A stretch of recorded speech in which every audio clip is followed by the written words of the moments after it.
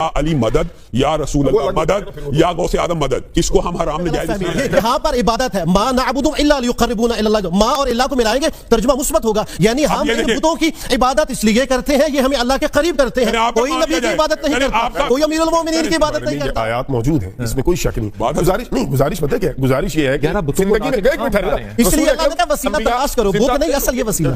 زندہ رسول اکرم صلی اللہ علیہ وسلم سے ورحمۃ اللہ وبرکاتہ۔ ناظرین، آج کی ویڈیو بہت ہی معلوماتی ہونے والی ہے، جس میں مختلف مکاتب فکر کے علماء کرام کے درمیان یہ مسئلہ زیر بحث ہے کہ کیا وسیلہ جائز ہے یا جائز نہیں ہے، اور پھر وسیلہ کیا آپ اپنے اعمال کا ہی دے سکتے ہیں یا کسی شخصیت کا بھی، مثلا انبیاء کرام علیہ السلام، اولیاء کرام، اور اس کے علاوہ کیا یا رسول اللہ صلی اللہ علیہ وآلہ وسلم یا نبی اللہ یا غوث قطب وغیرہ الفاظ وسیلہ کے حوالے سے استعمال کر سکتے ہیں یا نہیں استعمال کر سکتے؟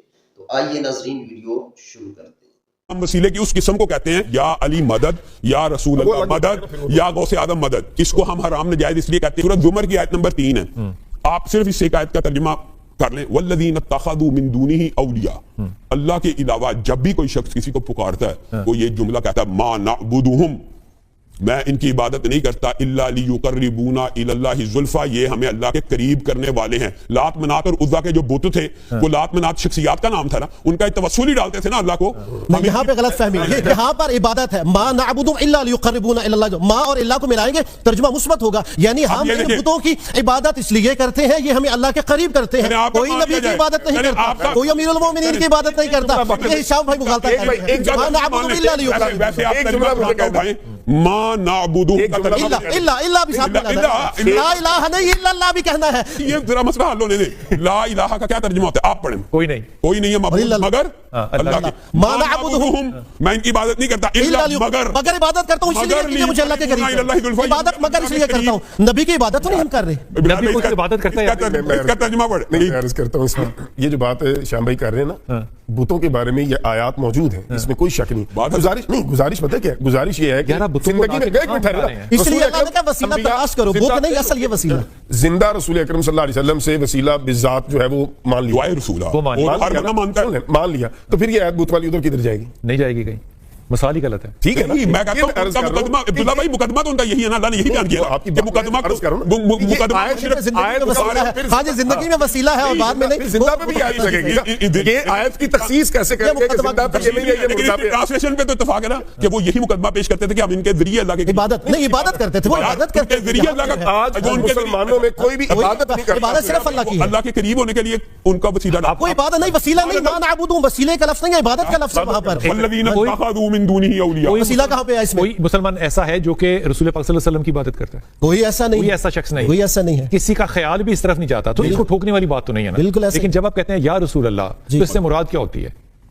اس سے کیا مراد ہوتی ہے؟ اب ظاہری بات ہے کہ ہم رسول خدا صلی اللہ علیہ وسلم کو مخاطب کر رہے ہیں، جیسے آسان آپ تشہد میں کیا کہتے ہیں؟ السلام علیکم ایھا النبی، قبروں پہ جا کے آتے ہیں السلام علیکم یا اہل القبور، لہذا یا رسول اللہ کہنے میں بھی کوئی اشکال نہیں ہے، لیکن یہاں پر وسیلے پہ اور دوسری اگر بلال ایک تھوڑی سی اور بات کرتے ہیں نا، جب آپ کہتے ہیں کہ یا رسول اللہ مدد، میں مثال دے رہا ہوں، یا اللہ مدد یا رسول اللہ مدد، آپ رسول کی نہ عبادت کرتے ہیں، نہ رسول پاک صلی اللہ علیہ وسلم کو اللہ سمجھتے ہیں، آپ ایاک نعبد و ایاک نستعین، استعانت بھی صرف اللہ کی ہے، آپ اللہ کے رسول سے مدد مانگ رہے ہیں کیونکہ وہ اللہ کے رسول ہیں، اسی لیے مانگ رہے ہیں۔ ایک آیت مجھے عرض کرنا، اس میں کیا مسئلہ کیا ہے؟ اس میں ایک آیت مجھے عرض کرنا، قرآن کریم میں اللہ رب العزت نے ارشاد فرمایا یا ایھا النبی حسبک اللہ، اے نبی صلی اللہ علیہ وسلم آپ کے لیے اللہ کافی ہے، ومن اتبعک من المؤمنین، اور آپ کے لیے وہ بھی کافی ہیں جو ایمان والے ہیں، یعنی ایمان والوں کے ذریعے مدد اللہ فرما رہا ہے، لیکن ایمان والوں کے ذریعے فرما رہا ہے، وہ یار یہ ایمان والوں کے ذریعے رسول اب آپ اس بات کو کنفیوز کر رہے ہیں کہ ہم ایک دوسرے کی مدد نہیں کر سکتے، یہ اس کے اوپر اختلاف ہی نہیں ہے، لیکن میں یہ ہمارا اتفاقی استعین کی بات آپ نے فرمائی کہ قرآن کریم میں ایاک نعبد و ایاک نستعین ہے، تو اسی قرآن کریم میں یہ بھی تعاونوا علی البر والتقوی ولا تعاونوا علی الاثم والعدوان، لہذا اس کو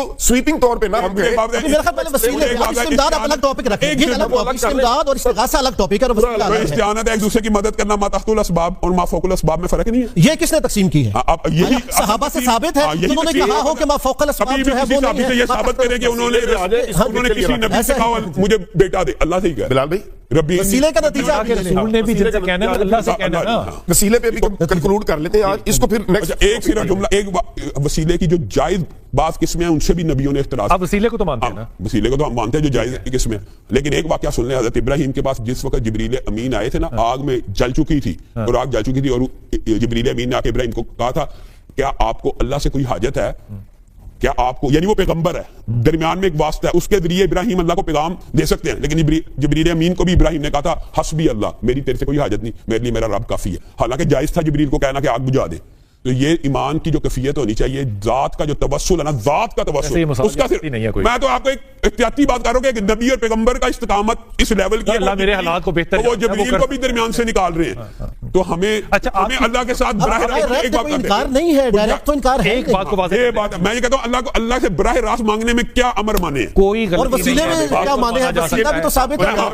तो ये कहता है क्या अमर माने हैं? मिसाल दे रहा हूं मैं आपको, कहता हूं लेकिन हुक्म खुदा भी तो है ना, बलवन्नहुम इज़्ज़लमू अनफुसहुम जाओ। यहाँ पे भी क्या, यहाँ पे भी क्या कहा है? वसीला कौन सा जिसको तलाश करना है? ये बताएं। ये कुरान की आयत इन्होंने पढ़ी है, इस आयत की ट्रांसलेशन है रसूलुल्लाह से जाके दुआए मगफिरत करवाओ।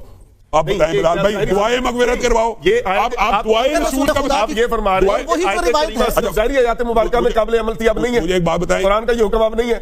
जब रसूलुल्लाह ने दुआए मगफिरत, नहीं ये हुक्म अब है कि नहीं? रसूलुल्लाह के पास जाके मगफिरत की दुआ, अब नहीं है, नहीं है रसूलुल्लाह के कुरान का हुक्म नहीं, रसूलुल्लाह से दुआए अगर ये मनसूख है तो नासिख क्या है? नासिख क्या है? वो हदीस है, रिवायत। रसूलुल्लाह सल्लल्लाहु अलैहि वसल्लम की कुरान की आयत का तर्जुमा पढ़ लेना, जो भी सारे सामीने देख लें, वहां पे अल्लाह ताला कह रहा है कि मेरे से भी मगफिरत तलब करो, जाके रसूल से मगफिरत तलब ना करो, रसूलुल्लाह से कहो कि वो भी तुम्हारे लिए मगफिरत तलब करे। इसके ऊपर क्या वसीला तो बना लिया ना?